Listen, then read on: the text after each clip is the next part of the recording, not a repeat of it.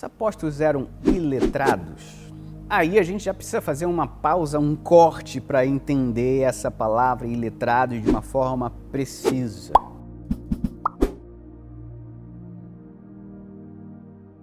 Quando a gente pensa em iletrados no Brasil, a gente pensa no quê? A gente pensa numa pessoa que não conseguiu estudar, a gente pensa numa pessoa que não teve acesso, com pouca cultura, com pouca informação. Então, principalmente no contexto de América Latina, de Brasil, iletrado ou analfabeto, a gente está pensando numa pessoa que tem pouco conhecimento e poucas possibilidades. Agora, quando a gente está falando de apóstolos iletrados, a gente está falando de uma categoria de pessoas muito diferente de um brasileiro analfabeto.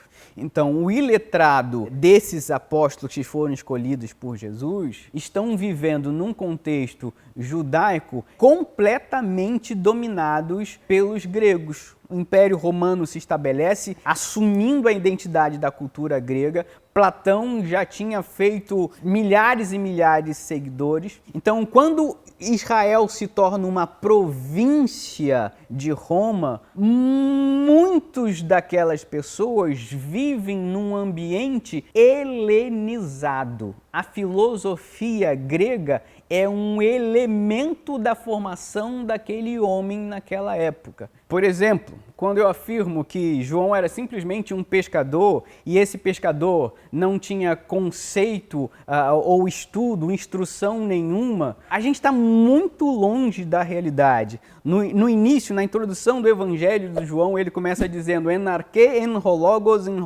en proston theon. Quando João está falando isso, ele está usando uma expressão logos. Logos é um conceito filosófico incrivelmente sofisticado na cabeça dos gregos. Então, João não é uma pessoa sem conhecimento. Na cabeça de qualquer grego daquela época, ele sabia que logos é como se fosse a palavra que organiza a vida, a palavra que dá sentido para a vida. Ou seja, a vida depende de um logos para que faça sentido, para que valha a pena. E aí João está dizendo para os gregos e está dizendo para quem quer que seja, sabe quem é o verdadeiro conceito? Sabe quem é a verdadeira filosofia? Sabe quem realmente organiza a vida e dá sentido para ela? O logos de verdadeiro não é o logos de Platão, o logos verdadeiro não é o logos da filosofia grega, o logos verdadeiro é Jesus Cristo, o Filho de Deus.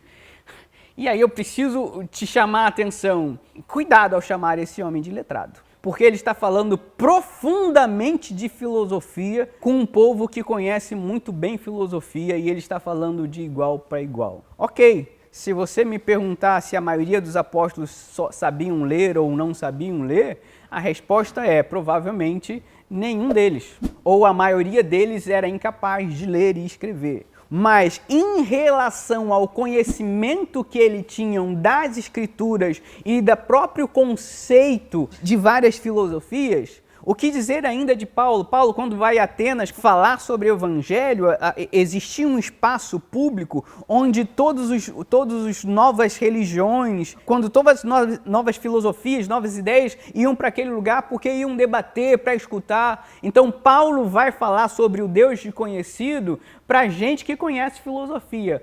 A Bíblia fala, ela comenta então de duas linhas filosóficas que são estudadas até hoje por estudantes de filosofia de qualquer universidade, em qualquer parte do mundo. E essas duas linhas são os epicureus e os estoicos.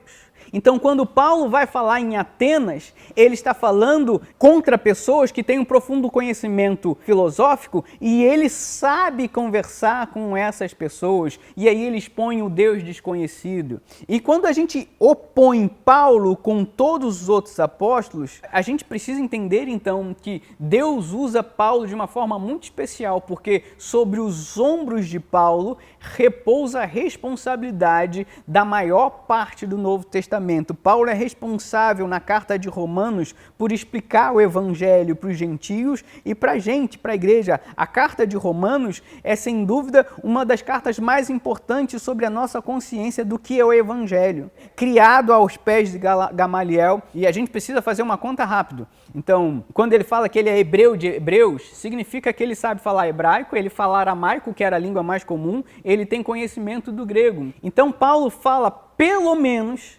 3 línguas, 3 idiomas. Então, uma pessoa que fala 3 idiomas com fluência é alguém profundamente preparado. Então, esse mito de que por ser evangelho, por ser cristão, eu não preciso me preocupar com formação, eu não preciso preocupar com instrução, isso vai muito distante do conhecimento bíblico ou da realidade bíblica. Então, entre os evangelhos, não é um discípulo, mas Lucas é um médico. A introdução do livro de Lucas nos ensina que Lucas ele se esforça para coletar informações sobre o evangelho e para passar esse evangelho. Então existe um esforço, existe um preparo, existe uma diligência no processo de Lucas como historiador, como médico. Então, simplesmente olhar para esses homens e dizer que eles eram completamente despreparados é um equívoco sem tamanho. Mas sim, de uma forma muito simples, Deus pode usar qualquer um, pessoas simples com muito conhecimento e com pouco conhecimento. E uma outra coisa que a gente precisa pensar, hoje nós temos acesso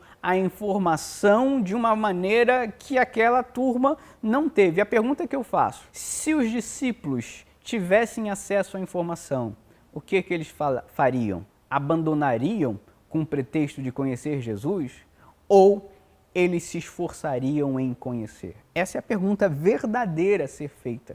Simplesmente saber se eles eram iletrados ou não, a gente cai num anacronismo. O que é um anacronismo? É tirar do tempo. Então essa frase não faz sentido naquele tempo. É claro que eles eram iletrados, mas o conhecimento dele não significa, como João ou como Paulo, que era um conhecimento pequeno. Ou como eu gosto sempre de falar, cada judeu, ele é criado dentro da sinagoga até hoje. Então, até os 12 anos, ele aprende aquelas musiquinhas, ele recita a Torá e ele canta a Torá. Então, é muito comum que vários judeus decorem o Pentateuco. É claro que não são todos, mas é muito provável e faz muito sentido acreditar que aqueles mesmos pecadores, mesmo que mais singelos, mais humildes, passaram toda a sua infância, toda a sua juventude e toda a sua idade madura escutando a lei. Então eles tinham um profundo conhecimento da lei. Então dizer que eles eram iletrados, mais uma vez, cai no anacronismo. E a pergunta que eu faço para a gente terminar essa reflexão, ou eu refaço essa pergunta, e se os discípulos tivessem internet? E se os discípulos tivessem a chance de estudar? Se os discípulos tivessem a oportunidade naquele tempo lá na Galileia, porque as universidades, os centros acadêmicos estão começando a surgir depois de Platão, e isso vai se construindo ao longo de séculos até se tornar nas universidades. Isso não está pronto. Agora imagina que esses moradores da Galileia tivessem opção. Será que eles escolheriam profissão? Então será que Tomé faria psicologia e ia para o campo missionário? Será que Pedro seria engenheiro e como engenheiro ele faria missões? Será que eles escolheriam alguma opção? Ou será que eles seriam simplesmente pastores?